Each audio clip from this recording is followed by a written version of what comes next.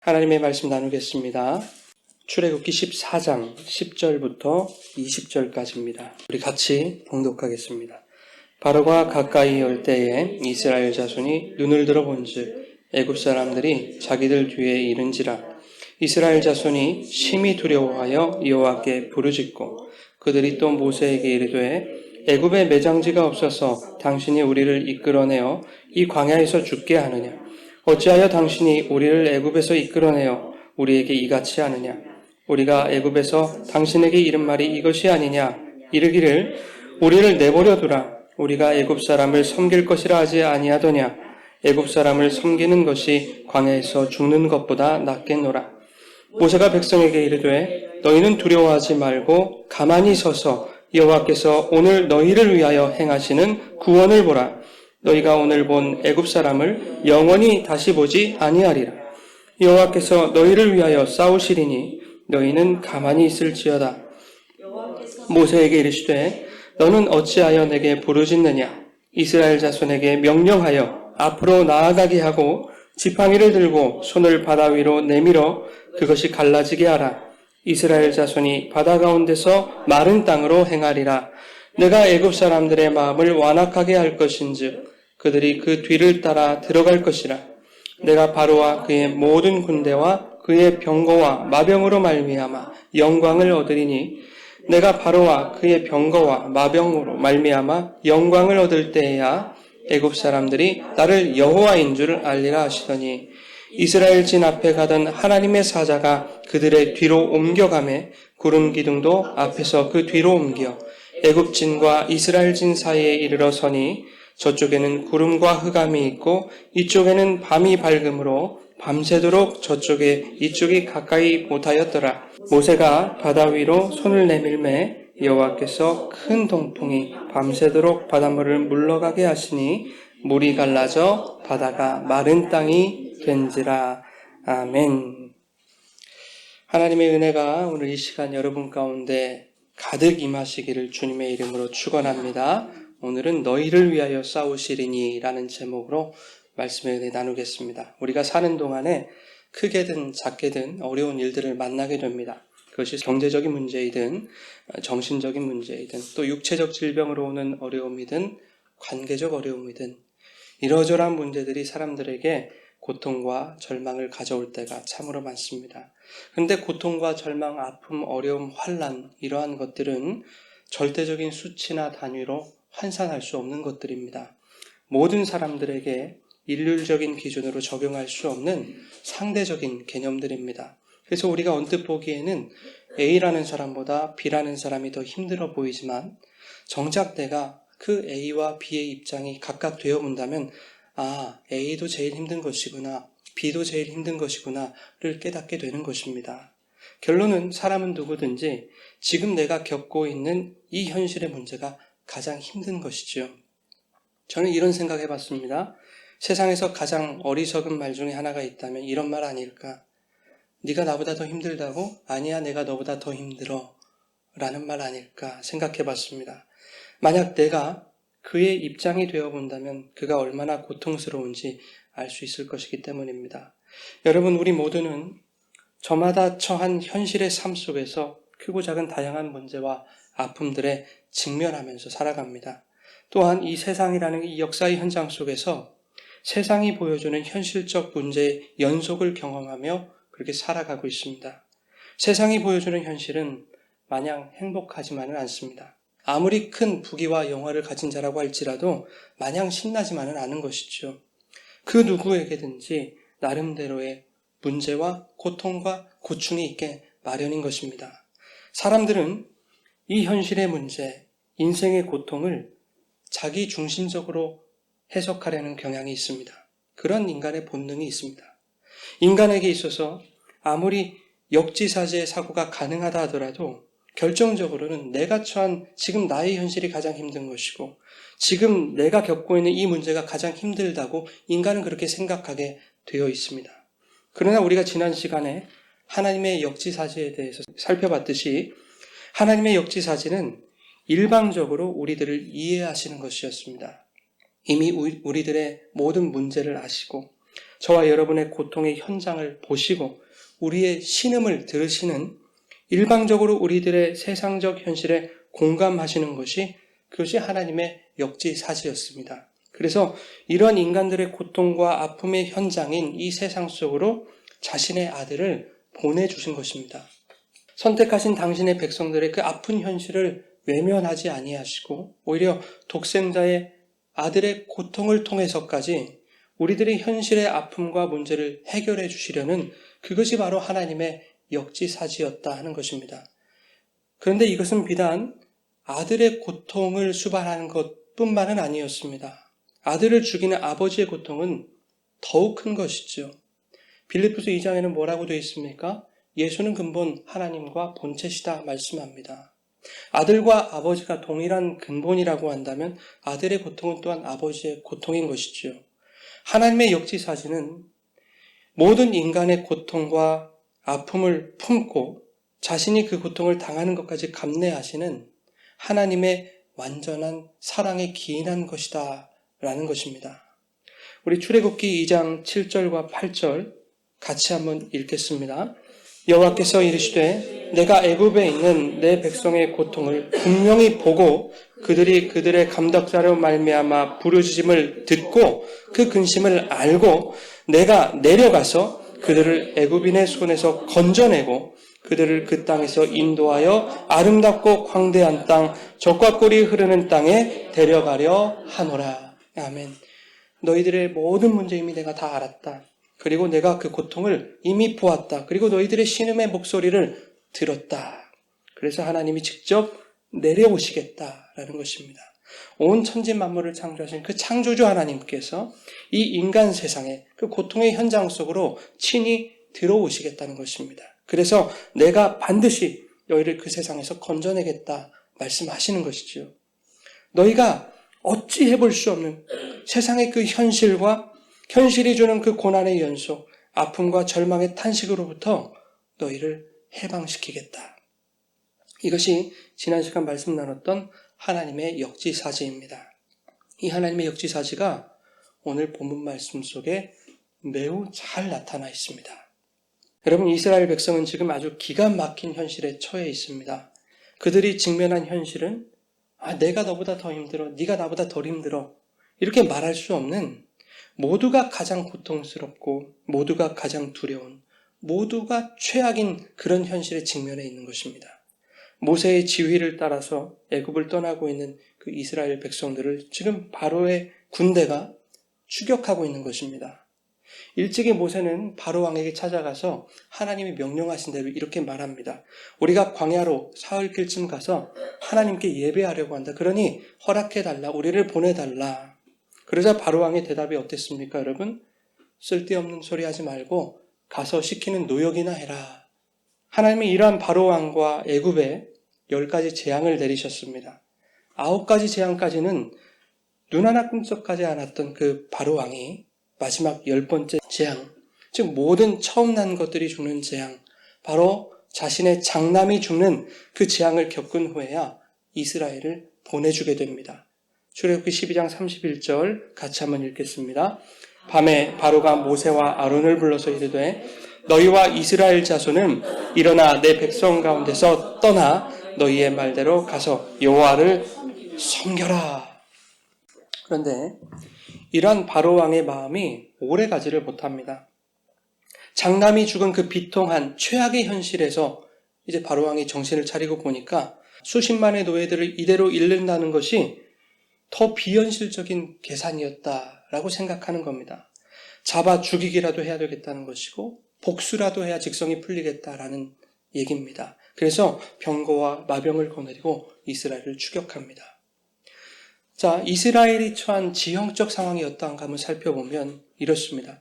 오직 앞으로 전진하거나 뒤로 갈 수밖에 없는 상황입니다. 왜냐하면 양옆은 깊은 협곡으로 막혀 있었기 때문에 그들이 우회하거나 옆으로 셀 수 있는 그런 길이 없었습니다.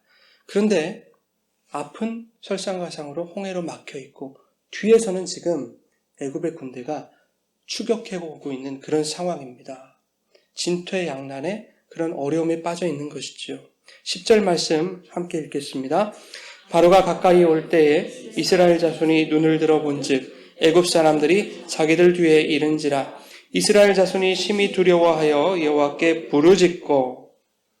이스라엘의 눈에 애굽 군대가 들어왔습니다. 그들의 눈에 애굽 군대가 보였다는 것은 뭘 의미합니까? 이제 잡히는 것은 시간 문제겠다라는 것이죠.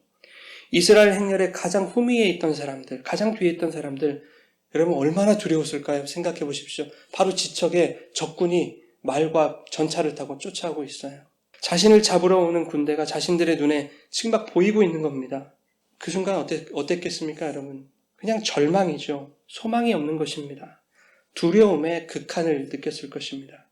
그런데 행렬의 선두는 아직 그 상황을 알지 못했을 거예요. 왜냐하면 이스라엘의 행렬이 60만이었습니다. 그것도 장정만 60만이었어요. 그러니까 수키로 이어지는 그런 행렬이었습니다. 그러니 맨 선두는 아직 그 상황을 파악하지 못했을 거예요. 그렇다고 해서 여러분, 행렬의 후미에 있는 자들의 현실보다 선두에 있는 자들의 사정이 좀 낫다고 할 수 있겠습니까? 그럴 수 없는 거죠. 앞이 홍해로 막혀있기 때문에 그들은 지금 똑같이 도간에 든 쥐와 같은 형국입니다. 적이 보이고 보이지 않고에 따라서 혹은 내가 지금 두려움을 느낄 수 있고 없고에 따라서 이스라엘이 처한 상황과 현실이 상대적인 것이다 라고 말할 수가 없는 것입니다. 그냥 그들은 동일하게 절체절명의 위기에 빠져 있는 것입니다. 모두가 동일한 현실인 거예요. 사람들은 이런 절망적인 상황에 몰렸을 때 탄식과 원망을 하게 됩니다. 이스라엘이 그랬습니다. 애굽에 매장지가 없어서 우리를 여기까지 이끌어냈니? 우리를 내버려두라고 하지 않았느냐? 우리가 애굽 사람들을 섬긴다고 하지 않았느냐? 애굽 사람들을 섬기는 것이 여기서 죽는 것보다 낫겠다라고 그렇게 원망을 쏟아냅니다. 여러분, 이러한 이스라엘의 원망을 보면서 여러분 어떤 생각을 하십니까?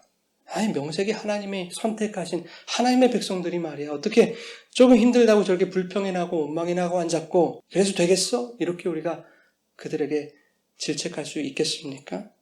그렇게 말할 수 없다는 거죠. 지금 하나님은 오늘 말씀을 통해서 너희들이 모두 다 이와 같다라는 것을 우리에게 말씀하고 계시는 것입니다. 조그만 문제와 어려움에도 그 일을 통해 하나님이 어떻게 역사하실지 기대하지는 않고 일단 좌절하고 낙심하고 불평하고 원망부터 하는 우리들의 일그러져 있는 그 비신앙적인 모습을 고발하고 있는 것입니다. 그러면서 하나님을 믿는다는 것, 신뢰한다는 것, 참된 신앙이라는 것이 무엇인지를 오늘 본문 말씀 속에서 우리들에게 가르치고 계시는 것입니다. 자, 이렇게 이스라엘이 현실을 비관하고 모세와 하나님을 원망하고 있을 때 모세가 이렇게 말하죠. 우리 13절 함께 읽겠습니다. 모세가 백성에게 이르되 너희는 두려워하지 말고 가만히 있어서 여호와께서 오늘 너희를 위하여 행하시는 구원을 보라. 너희가 오늘 본 애굽 사람을 영원히 다시 보지 아니하리라. 여러분, 지금 애굽 군대가 죽이겠다고 바로 뒤에 따라붙었는데 이런 상황에서 어떻게 두려워하지 않을 수 있습니까? 말이 안 되는 거죠. 지렁이도 밟으면 꿈틀하고 생쥐도 궁지에 몰리면 발악을 하게 되는 것 아니겠습니까? 그런데 어떻게 죽음 앞에서 사람이 의연하게 가만히 서 있을 수 있다는 말입니까? 속수무책 당하고 있으라는 말밖에 더 되겠습니까? 내 눈앞에 지금 애굽의 온 군사가 구름대와 같이 몰려드는 것이 보이는데 너희가 오늘 본 애굽 사람들을 영원히 다시 보지 아니하리라. 이 말씀이 과연 그들에게 들렸을까? 과연 그들이 이 말씀을 믿을 수 있었을까 하는 것입니다. 그럴 수 없었겠다 하는 것이죠. 두려워하지 않도록 하시려면 이스라엘 보는 앞에서 당장 애굽 군대를 초토화시키시든지 아니면 순간이동을 시키셔서 안전한 곳으로 피신시키시든지 이 정도는 해야 애굽 사람들을 영원히 다시 보지 않을 것이다 라는 이 말씀을 그들이 믿을 수 있는 거 아니겠습니까? 그런데 애굽 군대가 여전히 내 눈앞에 있습니다. 지척에 있는 거죠. 그러니 이스라엘 백성들은 믿을 수 없었던 겁니다. 여러분, 성도가 말씀을 믿는다는 것이 무슨 뜻입니까? 내 상황과 현실의 문제가 해결되고 그것이 내 눈에 증거로서 보여졌을 때 주님이 우리와 함께 하시는 것이 사실이구나, 사실 맞네 라고 깨닫고 인정해 드리는 것, 그것이 여러분 믿음입니까? 아니죠, 여러분. 세상이 나에게 보여주는 현실은 여전히 불투명하고 여전히 불안합니다. 여전히 해답이 없어 보이고 두려울 수가 있습니다. 이것은 우리가 죽을 때까지 반복되는 세상이 보여주는 세상의 현실입니다. 이런 현실 속에서 내가 주님을 믿습니다. 주님이 나와 함께 하십니다. 라고 고백한다고 해서 연약한 인간 존재 속에 있는 그 두려움의 근원이 완전히 지워지지는 않는다 하는 겁니다. 사도 바울이 로마서 7장에서 우리 안에, 우리 속에 선한 것과 악한 것이 함께 있다 라고 하는 것이 그것입니다. 그래서 그 대사도 바울도 자신의 몸을 사망의 몸이라고 이렇게 표현하면서 오호라 나는 곤고한 자다 이렇게 말하는 거예요. 그 말은 저와 여러분이 아무리 신앙생활을 잘하고 믿음이 좋다고 해도 이 세상에서 살아가는 모든 인생들은 곤고한 인생일 수밖에 없다. 우리가 이 세상을 살아가는 그 자체로 우리의 모든 인생은 곤고한 인생일 수밖에 없다 라고 하는 것입니다. 여러분, 말씀을 믿는다는 것, 하나님을 신뢰한다는 것이 무엇입니까? 믿음이라는 것은 여러분의 눈에 보이는 여러분의 현실이 내가 원하는 대로 변화되는 것이 아닙니다. 여러분의 문제가 지금 당장 해결되거나 내 눈앞에서 그 증거들이 가시적으로 나타나는 것, 그것이 믿음이 아니라는 것입니다. 믿음은 보여지는 여러분의 다양한 현실 속에서 그 현실을 초월하시는 보이지 않는 하나님의 역사하심을 기대하고 소망하고 확신하는 것, 그것이 바로 믿음이라는 것입니다. 그래서 히브리서 11장 1절은 뭐라고 말씀합니까? 믿음은 보이지 않는 것들의 증거라고 말씀하는 것이죠. 교회 열심히 다니고 기도 열심히 해도 변하지 않는 우리들의 상황과 현실을 마주할 때면 우리는 여전히 두려울 수 있습니다. 반대로 현실의 문제가 해결되었다고 해서 그것이 우리들의 믿음에 대한 증거로서 주어진 것이라고 볼 수 없는 것입니다. 이 땅에서의 인간들의 현실은 여전히 힘들고 고통스러운 것입니다. 내 힘으로 해결할 수 없는 인간의 연약함과 한계들을 우리가 수시로 느끼게 되죠. 그럴 때마다 여러분 인생의 비참함을 느끼지 않습니까? 그런데 믿음은 이러한 두렵고 힘들고 비참하고 고통스러운 그러한 나의 모습 그대로를 하나님께 맡겨드리는 것입니다. 야, 하나님을 내가 잘 믿으니까 어떤 상황에서 두렵지 않게 됐어. 담대한 내가 됐어. 이렇게 하나님 앞에서 거드름을 피우고 하나님 앞에 까부는 것이 그 믿음이 아니라는 얘기입니다. 하나님 어떡합니까? 아직도 두렵습니다. 여전히 무섭습니다. 여전히 힘이 드네요. 이런 나를 좀 붙들어 주십시오. 이런 나를 좀 도와주십시오. 이 모습 그대로 하나님을 의지하는 것, 여러분 그것이 믿음입니다.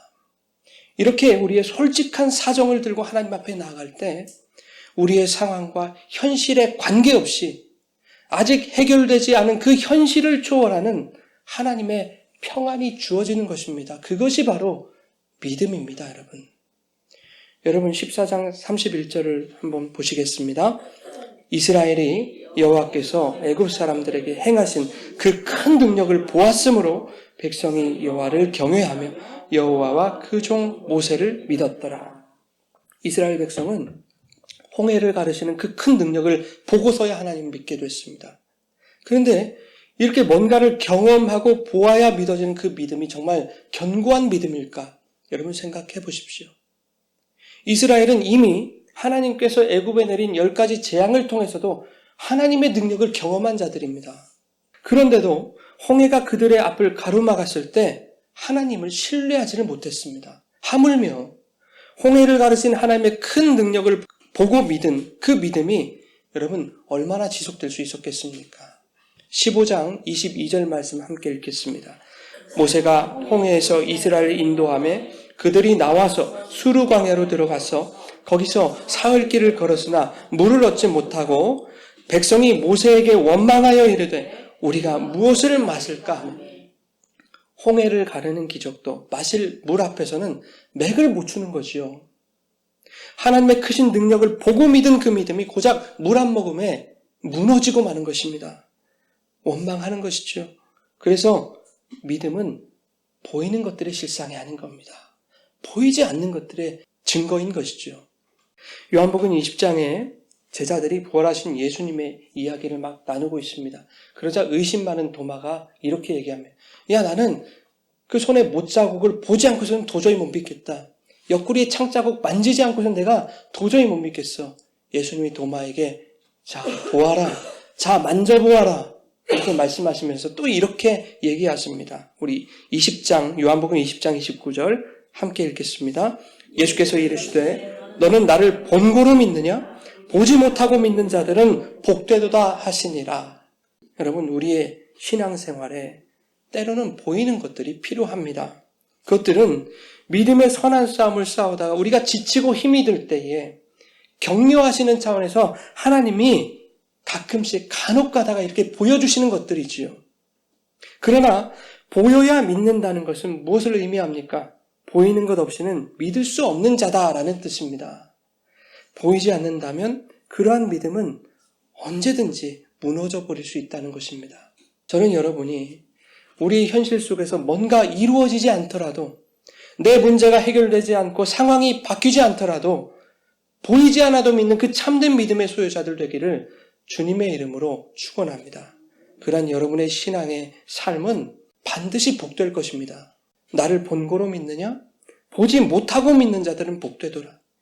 이것은 예수님이 직접 하신 말씀이죠. 여러분, 이 말씀을 굳게 믿으시기 바랍니다. 자, 이제 하나님이 모세에게 명령하십니다. 이스라엘 자손에게 명령하여 앞으로 나아가게 하고 지팡이를 들고 손을 바다 위로 내밀어 그것이 갈라지게 해라. 이스라엘 자손이 바다 가운데서 마른 땅으로 행하리라. 이렇게 말씀하시는 겁니다. 근데 놀라운 것은 모세가 지팡이를 들고 손을 바다 위로 내미는 그 즉시 바다가 갈라지지 않았습니다. 이스라엘 백성은 그래도 일말의 기대감이 있었을 겁니다. 모세가 두려워하지 말라고 했잖아. 그것은 괜히 한 말이 아닐 거야. 가만히 있어서 하나님의 구원을 보라고 말한 것이 그냥 한 말은 아니겠지? 들어올린 지팡이로 애굽의 모든 군대를 무찌르려는 것은 아닐까? 이런 생각하지 않았겠습니까? 물론 이것이 저의 상상력입니다마는 최악의 순간에는 지푸라기라도 잡고 싶은 것이 사람 마음 아니겠습니까? 아마 이스라엘도 그러했을 겁니다. 그런데 이러한 일말의 기대감조차도 산산조각 나는 것입니다. 어떠한 일도 일어나지 않았습니다. 애국 군대는 계속 다가오고 있고 바다도 갈라지지 않았습니다. 여러분이 알고 계신 성경 상식과 좀 다르죠? 우리 본문 21절 함께 읽겠습니다. 모세가 바다 위로 손을 내밀매 여호와께서 큰 동풍이 밤새도록 바닷물을 물러가게 하시니 물이 갈라져 바다가 마른 땅이 된지라. 모세가 지팡이를 들어서 바다로 이렇게 내밀자 이스라엘의 반대편인 그 동편에서 큰 동풍이 불어오기 시작합니다. 이스라엘은 지금 여기 서 있어요. 바람은 바다 건너편에서 불어오기 시작하는 거예요. 이 동풍이 밤새도록 불어서 바닷물을 물러가게 했습니다. 이스라엘의 반대편부터 밤이 새도록 바닷물이 점점 물러나더니 마침내 물이 완전히 갈라져서 마른 땅이 드러났습니다. 그러니까 모세가 지팡이를 든 즉시 갈라지지 않고 바다가 완전히 갈라지기까지는 날이 새도록 아주 오랜 시간이 걸렸다는 거예요. 여러분, 하나님의 일하심은 이런 것입니다. 인간의 생각과 인간의 기대를 초월하십니다. 이스라엘 백성이 하나님이 일으키실 그 능력과 기적을 기대했다면 그들이 기대한 그 시점이 어느 시점이겠습니까? 바로 지금 이 순간이에요. 지금 당장 아니겠습니까? 그러면 하나님께서 일하시는 시기는 언제입니까? 이스라엘 백성들보다 조금 늦은 시기에 하나님이 일하신 것입니까? 그렇지 않죠. 이스라엘 백성이 지금 당장 하나님의 능력을 원했다고 한다면 하나님의 일하심도 지금 당장인 거예요, 여러분. 이스라엘 백성의 눈앞에 나타나지 않고 보여지지는 않았지만 하나님의 역사는 그들이 간절히 바라고 원하는 그 시간에 이미 이루어지고 있는 것입니다. 이스라엘이 원하는 방법과 하나님의 일하시는 방법이 다를 뿐인 거예요. 지금 바다가 갈라지기를, 내 눈앞에서 갈라지기를 원하지만 내 눈앞에서 갈라지지 않아요. 그러나 하나님의 역사는 그들이 그렇게 원하고 있을 때 바다 건너편에서 이미 시작되고 있는 것입니다. 일말의 기대감이 산산조각 나서 절망과 낙심에 빠져 있는 그때에도, 죽음의 두려움에 떨고 있는 그 절체절명의 순간에도 하나님을 원망하고 있는 그 순간에도 당신의 백성들을 향한 하나님의 구원의 역사는 바다 저편에서부터 이미 시작되고 있었던 것입니다. 아니, 이미 창세전에 하나님의 작전과 그 계획 속에서 이미 시작된 것입니다. 그런데 여러분, 이런 의문이 들지 않으세요?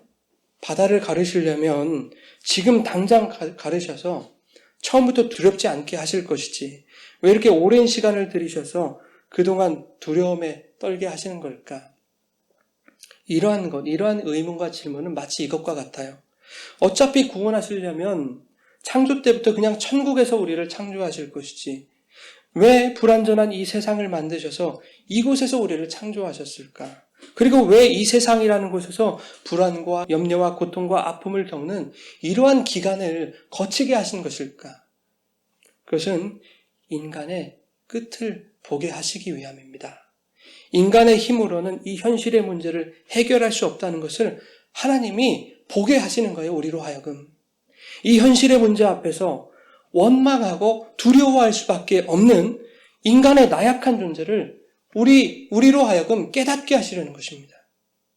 이 현실의 문제를 내가 해결할 수 없다는 것을 깨달았을 때, 그때 비로소 주님을 붙들게 되는 것입니다.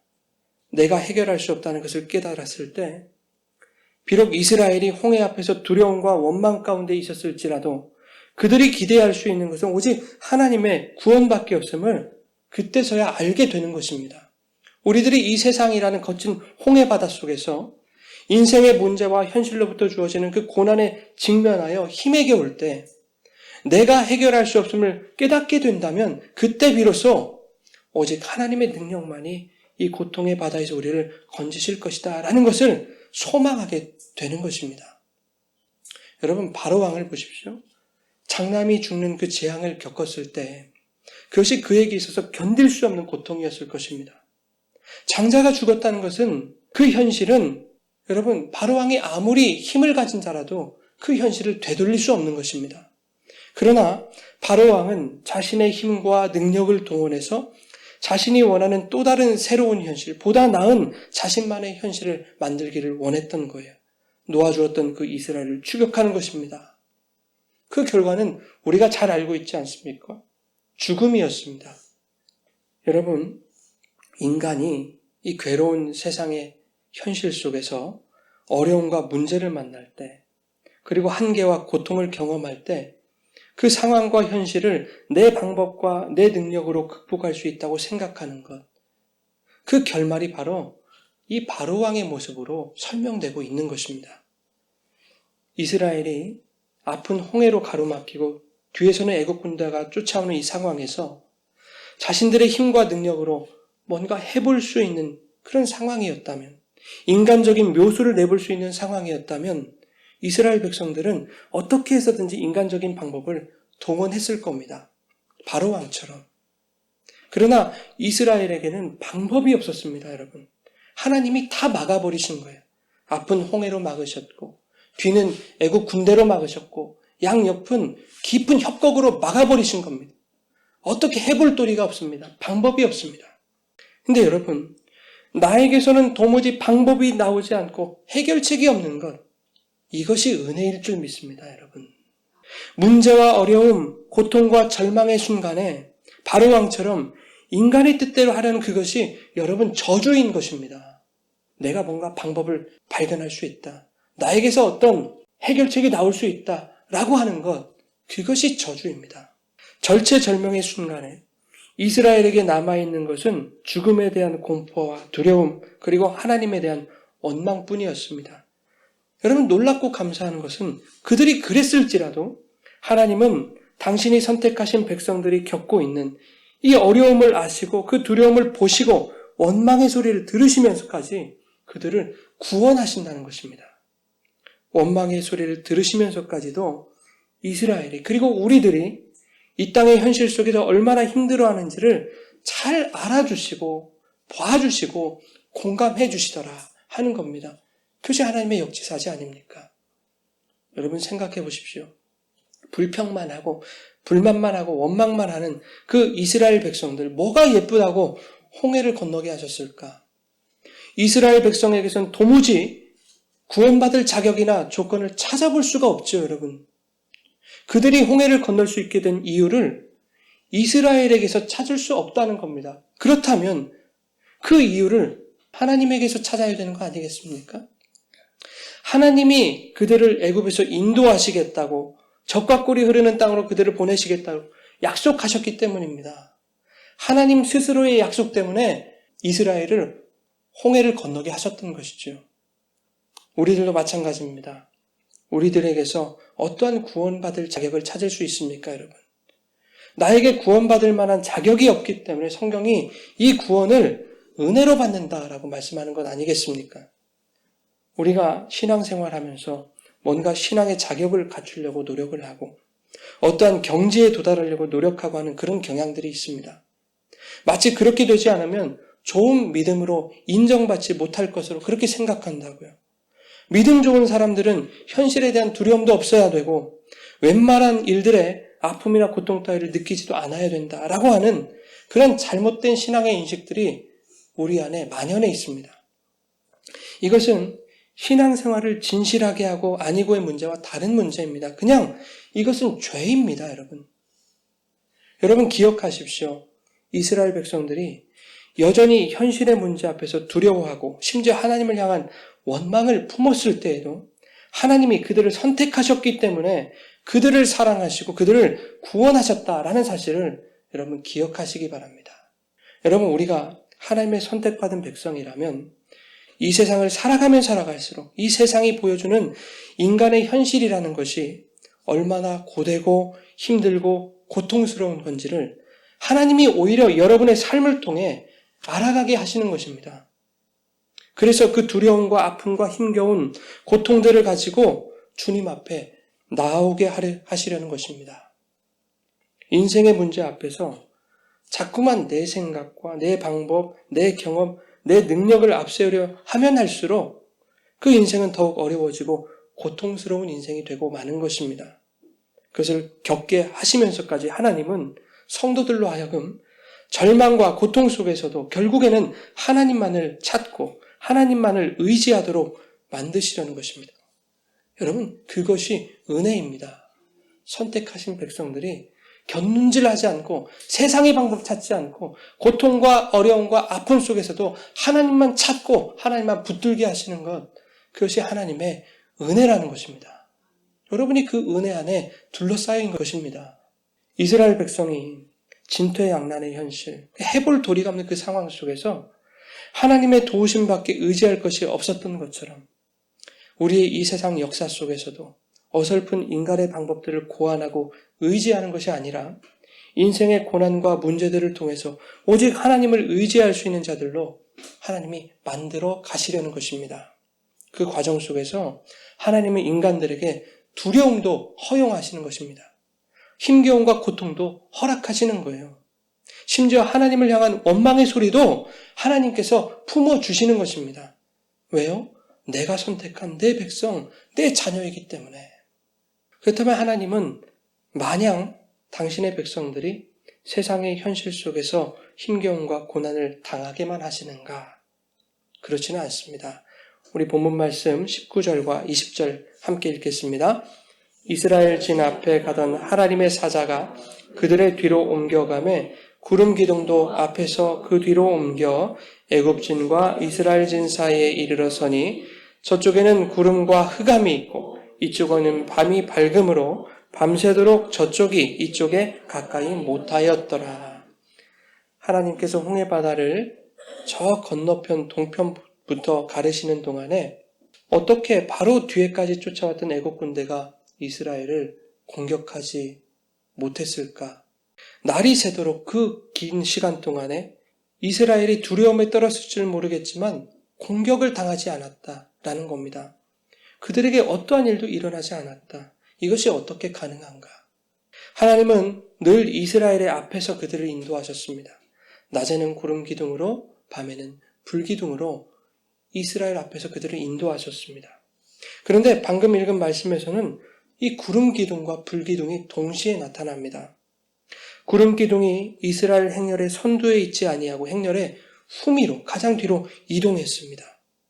또한 구름 기둥이 애굽 진영과 이스라엘 진영 사이에 있어서 행렬의 후미에는 구름과 흑암이 있고 행렬의 선두에는 밤이 밝았다 이렇게 말씀하고 있습니다. 밤이 밝았다라고 하는 것을 봐서 불기둥이 행렬의 선두에 있었던 것으로 우리는 추측해 볼 수 있습니다. 구름 기둥과 불기둥이 동시에 이스라엘의 앞뒤를 보호하고 계시는 거예요. 늘상 선두에서 인도하셨던 하나님께서 이제는 맨 앞에서는 불기둥으로 인도하시고 맨 뒤에서는 애굽 군대와 지금 치열하게 전투를 벌이고 계시는 것입니다. 14절에 뭐라고 말씀하나요, 여러분? 여호와께서 너희를 위하여 싸우시리니 너희는 가만히 있을지어다. 하나님의 말씀은 허투루 된 게 없습니다. 하나님께서 너희를 위하여 싸운다고 하셨으면 정말로 하나님이 싸우고 계시는 것입니다, 여러분. 지금 이 순간에도 여러분을 위해서 싸우고 계시는 것입니다. 이스라엘 행렬의 가장 후미에 있던 자들 한번 여러분 생각해 보십시오. 두려움과 절망의 순간을 가장 직접적으로 가장 강렬하게 경험했던 그들 아니었습니까? 무방비 상태인 내 앞에 지금 마병과 병거를 이끄는 적들이 보이고 있다. 한번 생각해 보세요. 얼마나 두려웠을까? 얼마나 무서웠을까? 그러나 구름 기둥이 그들의 후미로 이동하면서부터 그들의 깊은 절망과 두려움이 희망과 담대함으로 변하게 됐을 거예요.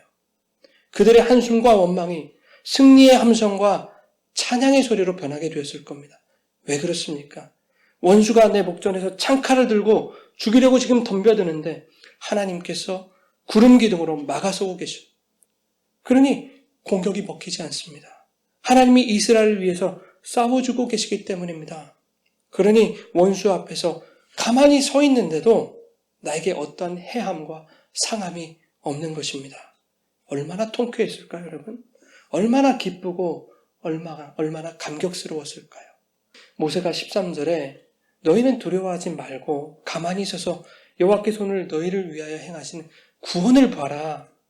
여호와께서 너희를 위해서 싸우시니 너희는 가만히 있을지니라. 이렇게 말한 이유를 그들은 알게 되었을 것입니다. 두 눈으로 목격하게 되었을 것입니다. 여러분, 홍해와 같은 그리고 절망의 바다와 같은 이 세상을 우리가 살아갈 때 홍해가 갈라지고 마른 땅으로 지나가게 될 그 구원의 날이 도래하기 전까지 우리는 이 세상에서 여전히 불완전한 삶을 살게 되어 있습니다. 때로는 두렵고 때로는 힘들고 때로는 낙심되고 때로는 고통스러운 그런 세상의 현실들을 마주하면서 그리고 그러한 삶을 반복하면서 우리는 살아가게 될 것입니다. 그러나 세상이 보여주는 세상적 현실에도 불구하고 우리들이 기쁨과 소망을 가질 수 있는 것은 하나님께서 우리를 위하여 그 두려움, 고통, 낙심의 원인들과 싸우고 계시기 때문입니다. 여러분, 우리가 처한 상황이 두려운 상황으로 여겨질 수 있습니다. 고통과 절망의 상황으로 느껴질 수 있습니다. 그러나 이러한 우리들의 현실 속에서 하나님이 우리를 위하여 싸우고 계심을 여러분 기억하시기 바랍니다. 두려움과 고통으로 위장하고 있는 그런 여러분의 현실 속에서 여러분 실상의 기쁨과 실상의 소망과 실상의 위로와 실상의 은혜를 여러분 발견하시기 바랍니다.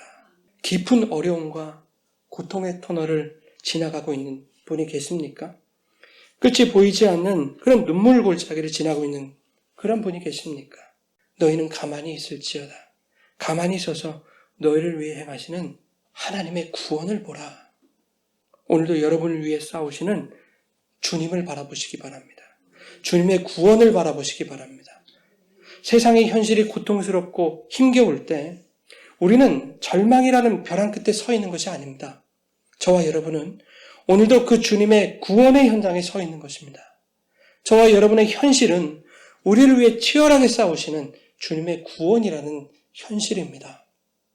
우리들의 삶의 문제, 인생의 무게, 현실의 고난, 그것이 힘들면 힘들수록, 기쁘면 기쁠수록 하나님이 주시는 소망과 기쁨과 위로와 은혜는 더욱 넘쳐나게 될 줄 믿습니다. 오히려 그것을 통해 우리가 하나님의 자녀라고 하는 것을 깨닫는 기쁨이 우리에게 주어질 것입니다. 고통과 아픔과 힘겨움 속에서 하나님의 도우심과 역사하심이 느껴질 때마다 더욱 깊은 감사와 감격이 여러분들의 신앙 속에서 터져 나오게 될 것입니다. 여러분, 마지막으로 정리하고 싶은 것은 이것입니다. 저마다 이 현실 속에서 갖가지 어려운 일들을 우리가 겪게 되지만 그것들이 우리 그리스도인들에게 있어서는 결과적으로 불행이나 절망으로 이어지는 것이 아니라 구원하심의 은혜로 연결된다는 것입니다. 하나님이 보시는 유일한 인간의 절망적인 요소, 정말로 인간이 두려워해야 된 유일한 요소, 그것은 우리들의 현실 속에서 나타나는 시시콜콜한 삶의 문제들이 아닌 것입니다, 여러분.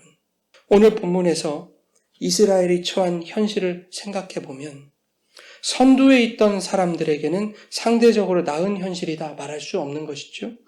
후미에 있던 사람들에게 더 가혹했다라고 생각할 수도 없는 것입니다. 모두에게 동일하게 주어진 현실이었듯이 하나님의 구원의 완성을 기다리며 사탄과 대치하고 있는 이 세상 속에 처한 우리들의 현실 또한 그와 동일하겠다 하는 것입니다. 이 세상에 속한 사람들의 현실은 이스라엘과 애굽이라는 두 가지 현실밖에 없는 거예요. 다시 말하면 구원과 심판이라는 현실밖에 없는 것입니다. 내가 더 힘들고 내가 더 고통스럽고 내가 더 아프고 하는 이런 세상이 보여주는 상대적인 문제들은 그리스도인의 현실의 문제가 아닌 것입니다, 여러분. 사탄이 그것을 현실로 속여서 우리들의 인생 속에서 우리의 구원을 위해 싸우시는 주님의 일하심을 깨닫지 못하게 하려는 것입니다.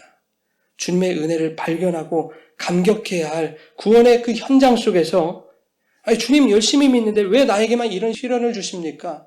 하나님 나에게만 너무한 거 아닙니까? 라고 주님의 구원을 오해하게 만들려는 것입니다. 이스라엘의 행렬의 후미에 있는 자들이 가장 두렵고 절망적인 그런 현장이라고 느낄 법한 그들의 상황 속에서 하나님의 구원의 역사를 가장 직접적으로, 가장 강렬하게 그렇게 경험하지 않았습니까? 그런데 그들이 내가 왜 맨 뒤에 있어서 이런 큰 두려움과 절망을 경험해야 하느냐고, 왜 내가 가장 먼저 공격을 받아야 하느냐고 이렇게 말한다면 그것이 하나님의 구원하심과 싸워주심을 얼마나 곡해하고 있는 것이겠습니까? 여러분, 부디 여러분의 인생의 현장 속에서 세상이 보여주는 어떠한 세상적 현실과 마주하게 될지라도 그 안에서 우리를 위해 싸우시는 주님의 역사하심을 바라보시기 바랍니다. 주님의 구원하심을 소망하고 기대하시기 바랍니다. 어떠한 어려움 가운데에서도 주님의 도우심과 구원의 은혜가 여러분과 함께 하실 줄 믿습니다. 홍해는 내가 원하는 때에 내 생각대로 열리지 않았습니다. 우리 인생도 마찬가지입니다. 그래서 때로는 답답하고 원망스러울 때도 있습니다. 그러나 홍해를 여신 하나님의 역사하심은 답답하고 원망스러워하는 여러분의 인생 가운데 이미 시작되어 있음을 여러분 믿으시기 바랍니다. 여러분이 원망하고 낙심하는 그 순간에도 하나님은 여러분을 위해 일하십니다. 여러분을 위해 싸우고 계십니다. 우리가 알 수도 없고 상상조차 할 수 없는 하나님의 방법으로 우리에게 가장 합당하고 우리에게 가장 좋은 하나님이 우리를 가장 위하시는 하나님의 일들을 지금도 우리 안에서 행하고 계심을 믿으며 용기를 얻고 소망을 얻는 저와 여러분 되시기를 주님의 이름으로 축원합니다. 우리가 기대하는 것, 우리의 생각하는 것, 우리가 소망하는 것이 있습니다. 우리가 바라는 시기가 있습니다. 그러나 하나님의 그것은 우리의 것과 다를 수 있습니다. 그러나 하나님은 우리를 너무 잘 아시고 우리를 너무 사랑하시고 우리가 우리를 위하고 우리를 사랑하는 것보다 우리를 사랑하시는 방법을 너무나 잘 알고 계시는 분입니다. 그래서 하나님이 우리를 사랑하시는 그 완전한 방법과 방식대로 그리고 하나님의 때에 따라서 우리에게 도움을 베푸시고 계시는 분이 우리 주님일 줄 믿습니다. 우리가 절망을 느끼는 그 순간에도 우리가 하나님을 원망하고 있는 그 순간에도 하나님의 구원의 손길, 도움의 손길은 우리에게 향해 있다고 하는 사실을 여러분 기억하시고 그 사실로 여러분 소망을 얻고 위로를 얻고 힘을 얻으실 수 있는 여러분의 믿음의 삶이 되기를 주님의 이름으로 축원합니다. 그 주님의 일하심과 싸워주심을 의지하며 거친 세상의 현실을 초월하는 주님의 백성들 되시기를 주님의 이름으로 축원합니다.